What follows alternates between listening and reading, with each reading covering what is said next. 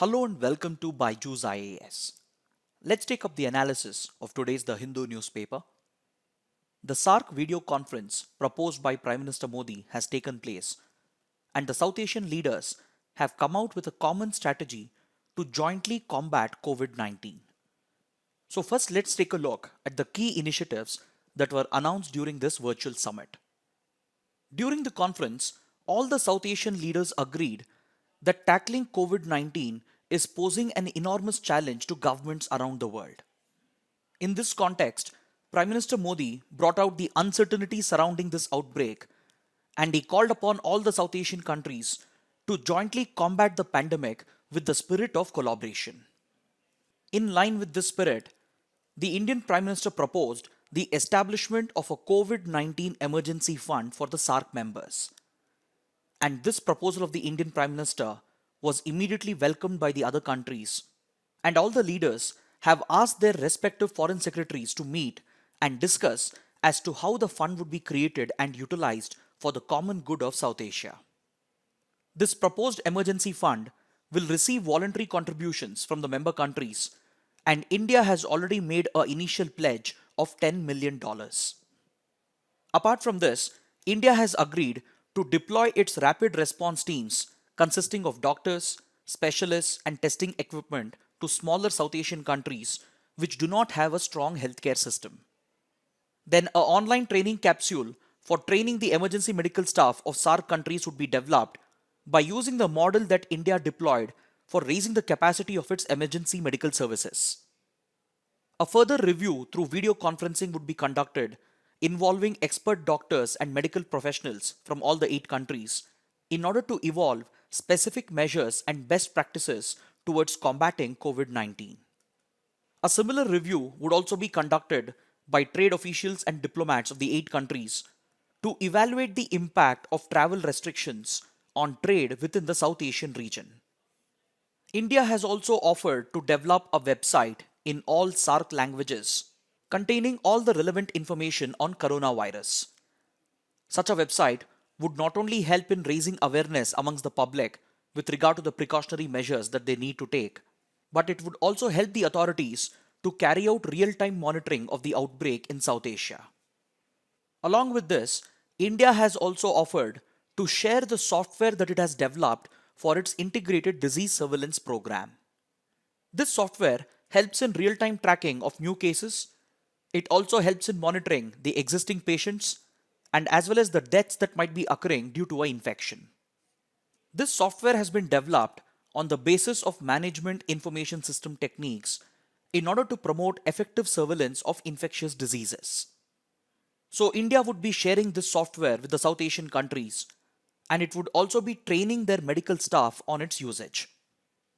Next, the SARC countries have agreed to make use of the Disaster Management Center that has been set up under the regional organization to popularize the best practices and spread awareness about COVID 19.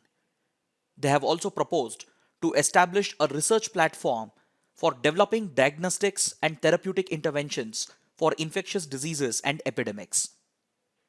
And finally, the SARC leaders have agreed to evolve a common SARC pandemic protocol which would be implemented along the international borders in order to prevent the entry of imported cases. Apart from coming up with these initiatives, the SARC leaders have expressed concern about the impact of COVID 19 on their small countries. For example, Maldivian President Ibrahim Soleh has highlighted the impact of COVID 19 on the tourism sector of Maldives. Because tourism is a primary source of revenue for Maldives, and a majority of the tourists who visit Maldives, they come from China and Europe. Then the Prime Minister of Bhutan, Mr. Lote Sherring, has expressed concern about the economic impact of COVID 19 on the small economy of Bhutan. Because Bhutan, being a landlocked country, it is excessively dependent on the Indian economy. Then Afghan President Ashraf Ghani has highlighted Afghanistan's vulnerability as it shares a long border with Iran, which has been severely affected by the coronavirus outbreak. The problem for Afghanistan is that it shares an open border with Iran and there is no effective border control in place. The Afghan president has also brought up the impact of closure of schools on the education of children, and hence he has requested India to provide satellite links which could be used for distance learning programs.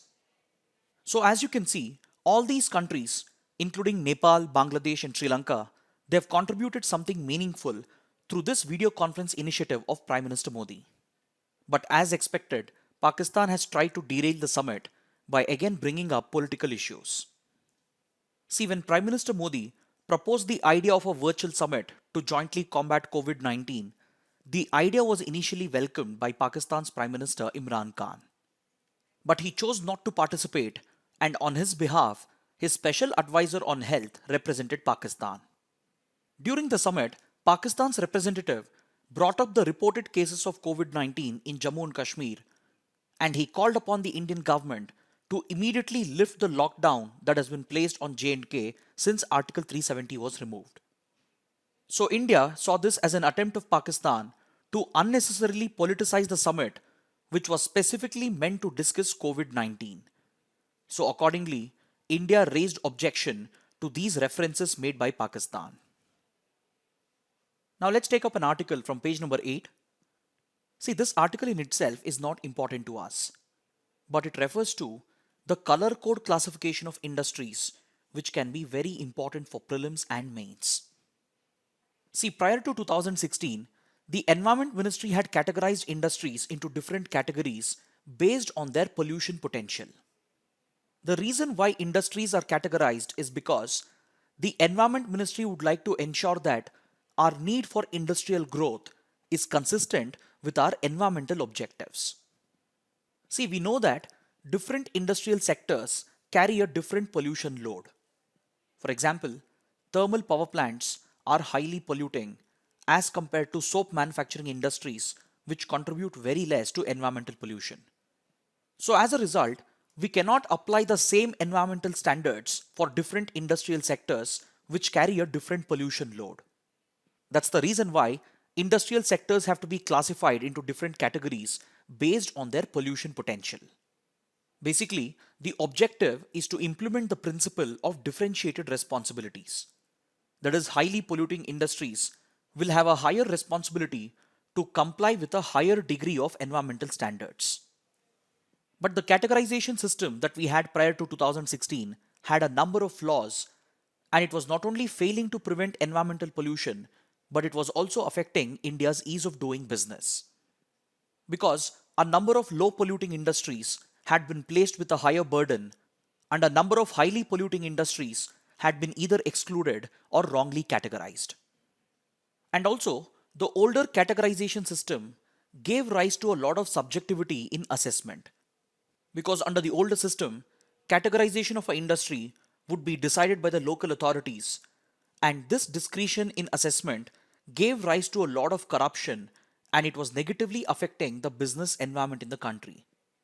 That's the reason why the older categorization system was not only failing to prevent environmental pollution, but it was also affecting India's ease of doing business.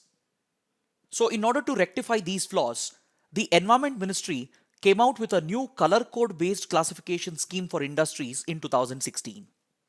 The new criteria that were introduced has pushed industrial sectors to adopt cleaner technologies and reduce pollution.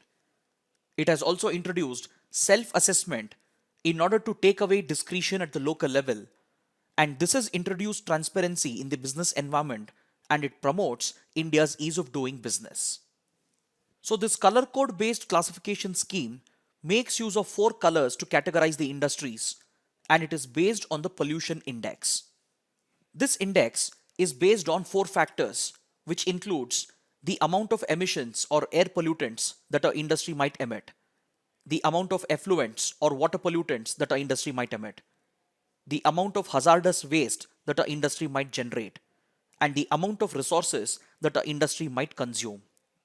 Based on these 4 factors, the pollution index of an industrial sector is determined, and it lies in the range of 0 to 100. So as the pollution index increases, it indicates that the pollution load of the industrial sector is increasing. So based on this range of pollution index, industries have been categorized into 4 different color codes. First, we have the red category. Under the red category, industries which have a pollution index of 60 and above have been placed. Basically, these are industries which cause severe pollution, and around 60 industries have been placed under this category. It includes sugar industry, thermal power plants, paints, etc. And also remember that red category industries are usually not allowed to be set up in ecologically sensitive areas and protected areas. Next, we have the orange category, under which industries with a pollution index score of 41 to 59 have been placed. Basically, these are industries which are moderately polluting. So around 83 industries have been placed under the orange category, and it includes coal washeries, automobile servicing, etc. Then we have the green category, under which industries with a pollution index score of 21 to 40 have been placed. Basically, these are industries which cause very low pollution. And there are around 63 industries under the green category. Finally, we have the white category, under which industries with a pollution index score of 20 and below have been placed. Basically, these are non-polluting industries. So a total of 36 industries have been placed under the white category. And the industries which fall under the white category, they need not obtain environmental clearance. They just have to notify the State Pollution Control Board before they are established.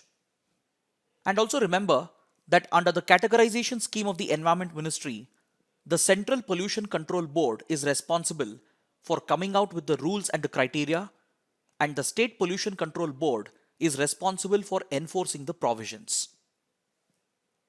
Now let's take up an editorial from page number 10, which makes a case for the restoration of full statehood to Jammu and Kashmir. See, 7 months ago, the central government revoked Article 370, which provided special status to Jammu and Kashmir in a unilateral manner, and it provided for the reorganization of Jammu and Kashmir. This reorganization resulted in the downgrading of Jammu and Kashmir from a state to a union territory. In order to prevent any backlash against these decisions, the center placed the whole of J&K under a communication lockdown, and it restricted movement and banned assemblies, and it even arrested hundreds of mainstream politicians under the Public Safety Act, including a number of former chief ministers as well. But over the last 2 months, some of these restrictions are being relaxed. The center has partially restored communication services and internet, and it has even released a number of political prisoners, including former Chief Minister Farooq Abdullah. While these restrictions were in place, the central government had to face a lot of criticism both within India and outside of India. So the relaxation of some of these restrictions indicates that the center is looking to restore some sort of normalcy to Jammu and Kashmir. Recently, a new political party was set up in Jammu and Kashmir known as Apni Party, which is headed by former PDP leader Altaf Bukhari. The Prime Minister met with a delegation of this new party, and he has assured them that the center would be working towards the full restoration of statehood to Jammu and Kashmir, and there won't be any demographic changes in J&K, and the center is willing to bring back complete normalcy. Then in another article on page number 12, it has been reported that the Union Home Minister has made similar assurances to the delegation. He has reiterated that there won't be any demographic changes in Jammu and Kashmir. This has been a great cause of concern for the natives of J&K ever since Article 370 and Article 35A were repealed. Because Article 370 provided for a special status to Jammu and Kashmir, and Article 35A provided for special provisions for the permanent residents of the state. Under these special provisions, people from outside the state were prohibited from buying property and seeking reservation in government jobs. But these special provisions were taken away when these two articles were repealed, and this has caused a lot of concern amongst the permanent residents of J&K that demographic changes might be introduced in Jammu and Kashmir. They have been worried that outsiders would flood Jammu and Kashmir and alter its religious and cultural diversity. So in order to address these concerns, the Prime Minister and as well as the Home Minister have said that there won't be any demographic changes in J&K, and the Home Minister has also assured to come out with a domicile policy for Jammu and Kashmir to protect the interests of the natives. Apart from this, He has also assured to promote economic growth and development in J&K by coming out with an industrial policy and economic development policy. But the natives are worried that they might lose their property to investors from the outside. So the Home Minister has assured that only government land, which is a part of a land bank, would be used for industrial development. The editorial says that these promises of the Prime Minister and the Home Minister sound very reassuring, but the centre is failing to recognize that the people of J&K do not trust the central government. Clearly, there is a trust deficit between the centre and the people of J&K because the people are unhappy about the unilateral manner in which the centre revoked Article 370 and Article 35A. They are unhappy that Jammu and Kashmir was reorganized without their consent and downgraded into a union territory. The people are upset because they have been severely affected by these harsh restrictions which have lasted for more than 7 months. See, the core demand of mainstream politics in J&K has always been for political autonomy considering the complicated history of Jammu and Kashmir. But this cannot be offset with the promise of material prosperity. The editorial says that the demand for political autonomy and respect cannot be compensated with the promise of economic development and growth. This is where the centre needs to understand that the demand for political autonomy is not the same as separatism. Yes, there are a number of separatist outfits in J&K which are threatening India's territorial integrity with the support of Pakistan. But the centre cannot equate the people of J&K and the mainstream politicians of J&K who have been seeking political autonomy with separatists. It is this distinction that the centre needs to understand if complete normalcy has to be restored in J&K. The editorial says that the centre can make a beginning towards normalcy by restoring full statehood to Jammu and Kashmir. The editorial says that restoring full statehood and fulfilling the political demands of the people of J&K is very essential considering the geopolitics of the region. The deal which has been signed between US and Taliban allows the Taliban to return as a political entity to Afghanistan. Along with this, the upcoming withdrawal of American troops would create space for radical Islamic outfits to flourish in the Af-Pak region. So Pakistan and its army and the ISI would definitely try to exploit this situation and they would try to further promote insurgency and radicalism in J&K. This combined with the rising tide of Hindutva nationalism in India could easily turn the political issue in J&K into a communal issue. So the editorial says that if the government is serious about keeping out separatists, radical outfits and Pakistan out of J&K, then it needs to adopt a people-centric approach which respects the people and mainstream politicians of J&K. The centre needs to respect the religious and cultural diversity and the pluralism of Jammu and Kashmir. The centre needs to work towards fulfilling the demand for political autonomy and it can make a beginning by restoring full statehood to Jammu and Kashmir. Now let's take up a column from page number 11 which makes a case for electoral reforms and political reforms. These reforms have become absolutely necessary because of the complete lack of transparency and accountability in our political parties. See, in a democracy, electoral politics have to be conducted in a free and fair manner. But unfortunately in India, electoral malpractices have become the norm. In order to win elections, our political parties are prepared to go to any extent and they willingly resort to electoral malpractices such as the deliberate use of hate speech in order to polarize the electorate, engineering defections through horse trading in order to topple democratically elected state governments. So these electoral malpractices are not only subverting the popular mandate, but they are subverting the Indian democracy itself. Political parties blatantly use such electoral malpractices in order to win an election because they are driven by their hunger for power. See, in any society, power brings two things. One, it brings privilege, and second, it brings a lot of money. And this is what our political parties crave for. For these political parties, it is not just about capturing power by winning an election, but it is also about retaining that power by getting re-elected. So in order to achieve this end objective, political parties will resort to any means, including the blatant use of electoral malpractices. To capture power by winning an election, political parties rely upon two things. One, they rely upon money power, and second, they rely upon muscle power. See, when a political party gets elected and comes to power, it gains complete control over public funds or the government treasury. The duty of any elected government is to responsibly use these public funds in order to serve the public and deliver good governance. But this is never the objective of a political party that is seeking power. So they misuse these funds for their own gains, and they make use of these funds to appeal to their respective vote banks through populist schemes and policies. These populist schemes will end up draining the government treasury, but for political parties, it will guarantee the loyalty of their vote bank. So, this is the reason why money power becomes central to winning elections and re elections. And political parties also make use of muscle power in order to exploit the caste and communal divides in the society and polarize the electorate. So it is this dependency of political parties on money power and muscle power which has led to the criminalization of politics and the lack of transparency and accountability in political funding. If you look at the current Lok Sabha, 43% of the elected MPs have a criminal background. Then none of the political parties in India are transparent about their political funding.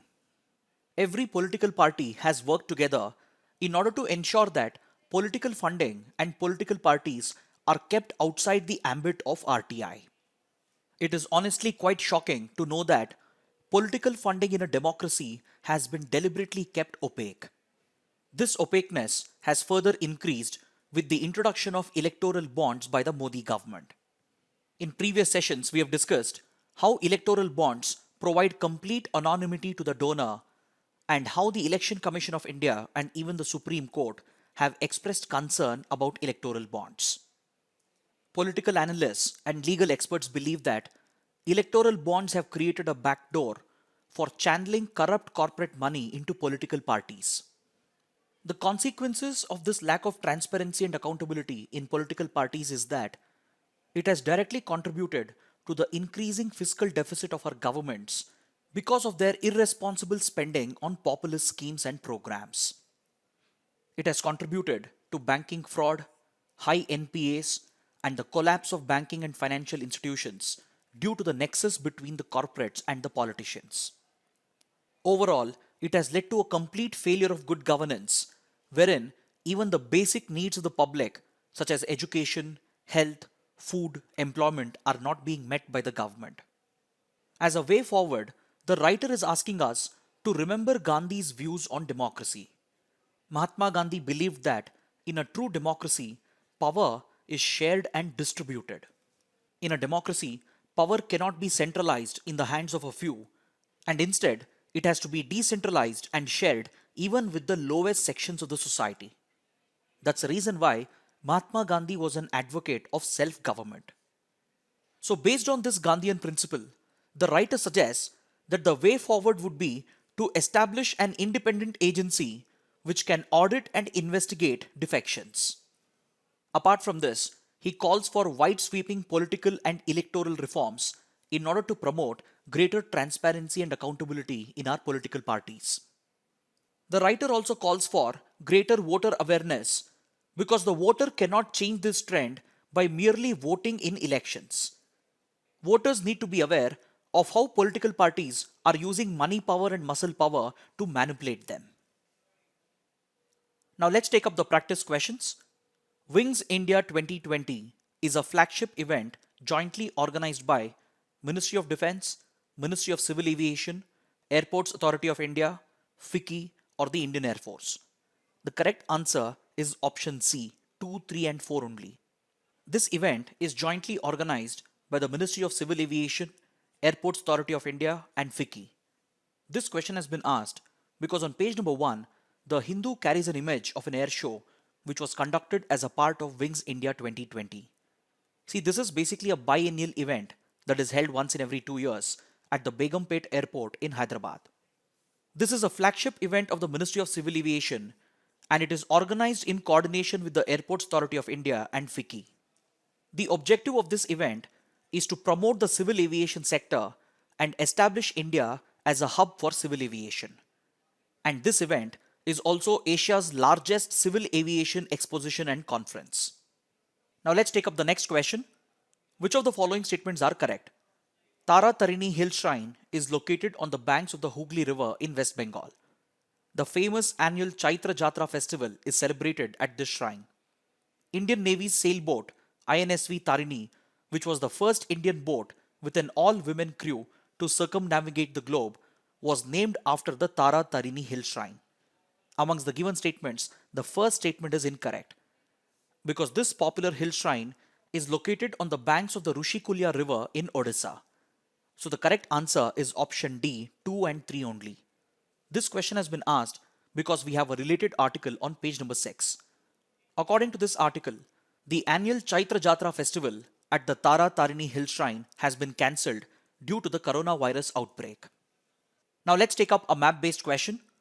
The Krishnaraja Sagara Reservoir has been built across which river? The correct answer is option C, the Kaveri River. See, the popular KRS Dam or the KRS Reservoir is built across the Kaveri River in the state of Karnataka. This question has been asked because according to this article on page number 8, the water levels in the KRS Dam has been depleting as the summer season has set in. Now let's take up another practice question. Which of the following statements are correct? Mahatma Jyotirao Phule was a social activist, anti-caste social reformer and writer from Bengal whose work extended to eradication of untouchability, caste system and women's emancipation. He formed the Satyashodak Samaj to attain equal rights for people from the lower castes. The first statement is incorrect, so the correct answer is option B, 2 only. See, Mahatma Jyotirao Phule is a very popular figure in Indian history. He was a social activist, he was an anti-caste social reformer, he worked towards the eradication of untouchability and caste system, and he also worked towards women's emancipation along with his wife Savitribai Phule. In 1873, he established the Satyashodak Samaj along with his followers in order to secure equal rights for people from the lower castes. But Mahatma Jyotirao Phule was not from Bengal, he was from Maharashtra. So the correct answer is option B. This question has been asked because this column on page number 10 makes a reference to the work of Mahatma Jyotirao Phule in the context of Dalit empowerment. Now let's take up a map-based question. The Grand Ethiopian Renaissance Dam project has turned into a diplomatic dispute between which two countries? The correct answer is option D, Ethiopia and Egypt. This question has been asked because this column on page number 11 explains the diplomatic dispute between Ethiopia and Egypt over the construction of Grand Ethiopian Renaissance Dam on the River Nile. In this map, you can see the River Nile and its tributaries, that is the Blue Nile and the White Nile. And these are the countries which are a part of the Nile River Basin. These are the upstream countries and these are the downstream countries.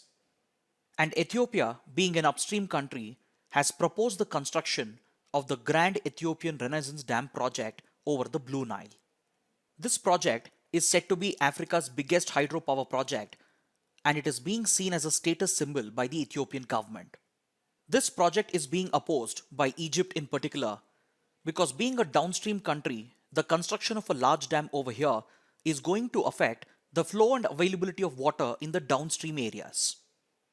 So this is an ongoing diplomatic dispute between Egypt and Ethiopia, and in order to resolve this dispute, Arab League, South Africa, United States and even the World Bank, they are acting as mediators. Now let's take up another map-based question. Which pass connects the Kashmir Valley with the Dras and Suru Valley? The correct answer is option A, the Zojila Pass. This question has been asked because this image on page number 13 depicts the Border Roads Organization trying to clear the snow at the Zojila Pass. See, Zojila Pass is located in the Union Territory of Ladakh in the Kargil district. The strategic national highway which connects Srinagar and Leh passes through the Zojila Pass, but during the winter season, Ladakh remains cut off due to heavy snowfall. So in order to create an all-weather road between Srinagar and Leh, the government of India has taken up the Zojila Tunnel project under the Zojila Pass. This tunnel project, which will connect Srinagar and Leh, is all set to be Asia's longest tunnel. Now let's take up another practice question. The main objective of the Pradhan Mantri Rozgar Protsahan Yojana is to incentivize employers for employment generation. Option C is the right answer. This question has been asked because this article on page number 13 refers to the review of the budget that has been allocated to the Labour and Employment Ministry by the Parliamentary Standing Committee on Labour.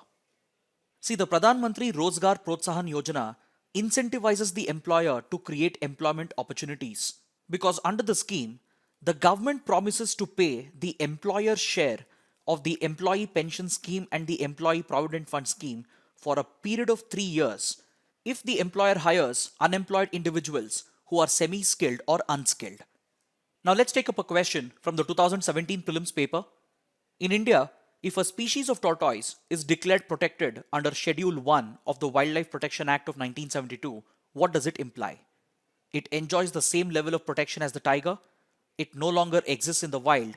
A few individuals are under captive protection, and now it is impossible to prevent its extinction. It is endemic to a particular region of India. Both statements B and C are incorrect. So this automatically eliminates D as well. So option A is the correct answer. Finally, let's take up a couple of mains practice questions. The first question, discuss the color classification scheme for industries of the Ministry of Environment, Forest and Climate Change. The second question, political parties in India pursue power without adequate transparency and accountability. What measures can be taken to address this challenge? Kindly write an answer to these questions and post your answers in the comment section below. So I hope this session has been useful, and if yes, please let us know in the comment section below. So this concludes our discussion for the day. Thanks for watching.